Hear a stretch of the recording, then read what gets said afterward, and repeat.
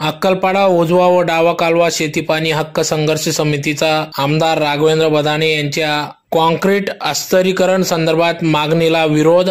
धुळे ग्रामीण विधानसभा मतदारसंघातील आमदार राघवेंद्र बदाणे यांच्या वतीने महाराष्ट्र राज्य विधानसभेच्या हिवाळी अधिवेशनात दिनांक 21/12/2024 रोजी औचित्याच्या मुद्द्यांवर केलेल्या भाषणादरम्यान अक्कलपाडा उजव्या व डाव्या कालव्याचे कॉन्क्रीट अस्थिरीकरण संदर्भात मागणी केलेली असून सदर मागणीमुळे कालव्यात सिंचनासाठी किंवा धुळे शहरातील नकाने हरणमाळ तलाव भरण्यासाठी ज्यावेळी धरणाचे पाणी सोडले जाते त्यावेळी कालव्यातील पाणी नैसर्गिकरित्या जमिनीत झिरपून कालव्यालगत असलेल्या सुमारे 1 किलोमीटरपर्यंतच्या विहिरींची पाण्याची पातळी वाढण्यास खूप मदत होते।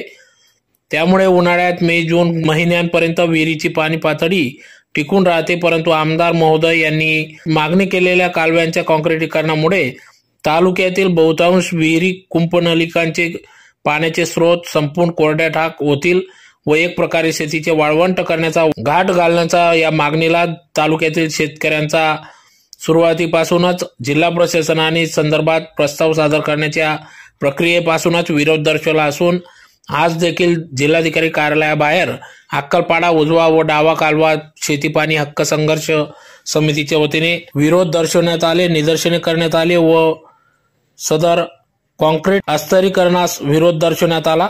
तर या संदर्भात सदर कॉन्क्रीट अस्थिरीकरण हे होऊ नये, अन्यथा या सर्व शेतकरी हे विरोध करतील, आंदोलन करतील, होणाऱ्या परिणामास प्रशासन जबाबदार राहील असा इशारा या निवेदनातून देण्यात आला आहे।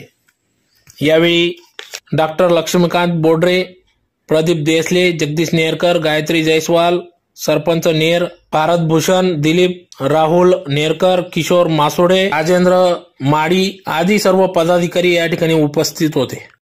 नागपूर हिवाळी अधिवेशनात धुळे ग्रामीणचे विद्यमान आमदार श्री राघवेंद्र बदाणे यांनी अक्कलपाडा डावा कालवा उजवा कालवा अस्थिरीकरणासंदर्भात शासनाकडे मान्य केली व त्या संदर्भातला जो काही प्रस्ताव आता भविष्यात सादर होणार आहे तो मंजूर करण्यात यावा अशी शासनाकडे मागणी केली। या संदर्भात अक्कलपाडा संघर्ष समितीच्या वतीने आम्ही सर्व शेतकरी इथे जमलेलो आहोत। आमचा एकच मागणी आहे की ही जी काही मागणी विद्यमान आमदारांची याच्यामुळे आमच्या शेतामध्ये जे काही पाणीचा जो काही कालव्याद्वारे ज्या वेळेला शेती सिंचनासाठी किंवा धुळे शहरासाठी ज्यावेळेला नकाने तलाव भरण्याकरता ज्या वेळेला कालव्यांना पाणी सोडलं जातं त्यावेळेला नैसर्गिकरित्या काही ना काहीतरी पाण्याचं प्रमाण जे ते जमिनीमध्ये झिरपत असतं। पर्यायाने आमच्या सभोवतालच्या ज्या विहिरी ज्या आहेत त्यांची वॉटर लेवल ही वाढत असते आणि मे जून महिन्यापर्यंत त्या विहिरींचा स्रोत जो आहे तो टिकून राहतो। आता जर सरसकट अस्थिरीकरणाचा जर आमदार साहेबांनी विषय मांडलेला असेल तर त्यामुळे आमच्या विहिरी ज्या आहेत त्यांना जे काही पाण्याचा जो स्रोत आहे तो भविष्यात अडू शकतो आणि त्याच्यामुळे शेतकऱ्याच्या शेतीचं एक प्रकारे वाळवंट करण्याचा हा एक निर्णय आहे। त्याच्यामुळे आमचा सर्व शेतकऱ्यांचा प्रखर या मागणीला विरोध आहे। आज अक्कलपाडा धरणासंदर्भात काही मूलभूत प्रश्न प्रलंबित आहेत। विद्यमान आमदार महोदयांनी जर त्या प्रश्नामध्ये जर लक्ष घातलं तर नक्कीच शेतकऱ्यांच्या हितासाठी जे काही काम करण्याचं आहे ते काम होऊ शकतं। आज धरण 100% धरणाचा जो काही अटकावाचा जो सांडवा आहे तो बांधला गेलेला आहे, पण 198 हेक्टर वाढीव जमिनीचे भूसंपादन प्रक्रिया रखडल्यामुळे त्यासाठी 250-300 कोटी रुपयाचा निधी लागणार आहे। तो निधी शासन मंजूर करत नाही, त्यामुळे फक्त धरण 67% भरण्यात येतं। पावसाळ्यामध्ये जवळपास धरणाच्या 10 पटी एवढं पाणी पांझरा नदीमध्ये वाया घातलं जातं, अक्षरशः वाया घातलं जातं। जर त्या ठिकाणी जर आपण निधीची तरतूद केली तर ते धरण 100% भरेल, पर्यायाने सर्व शेतकऱ्यांना त्याचा लाभ मिळेल। या अक्कलपाडा धरणातून मागच्या वर्षी एक धुळे शहरासाठी एक पाईपलाईन दिलेली आहे। त्या पाईपलाईनमुळे अवास्तव पाणी धुळे महापालिका डायरेक्ट वाहून घेऊन जाते। त्या जर ज्याप्रमाणे प्रत्येक गोष्टीला काही मोजमाप असतं त्याप्रमाणे 60% धरणाच्या हिशोबाने जर धुळे शहराचा जरी पाणी वाटप देशांनी निश्चित करून दिला तरी शेतकऱ्यांचा फायदा होणार आहे। या अक्कलपाडा धरणावरती अपूर्ण असलेल्या अक्कलपाडा धरणावरती साखरी शहराची पाईपलाईन मागच्या वर्षी मंजूर केलेली आहे। ती या मंजुरीचा GR देखील रद्द केला तरी शेतकऱ्याच्या हिताचं काम होऊ शकतं।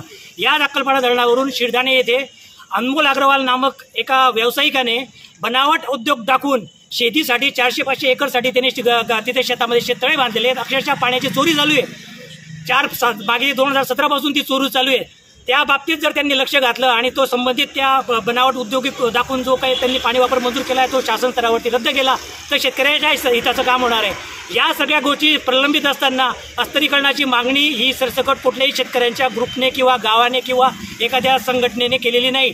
जेथे कुठे एखाद्या शेतकऱ्याच्या शेतामध्ये अडचण असेल तिथे अस्थिरीकरण केलं तर संघर्ष समितीचा विरोध नाही, पण संपूर्ण कालव्याच्या लांबीपर्यंत म्हणजे अक्कलपाड्यापासून धुळ्यापर्यंत उजव्या कालव्याला आणि नव्या बदाण्यापासून गोंदूरपर्यंत जर आमदार महोदय जर अस्थिरीकरणाचा विषय मांडत असतील तर आम्ही शेतकरी या धोरणाला प्रखर विरोध करू. प्रसंगी रास्ता रोको, जलसमाधी, तुमचं उपोषण, जेही काही लोकशाही पद्धतीने जे काही विरोध करण्याचे साधनं आहेत त्याचा आम्ही पुरेपूर वापर करू.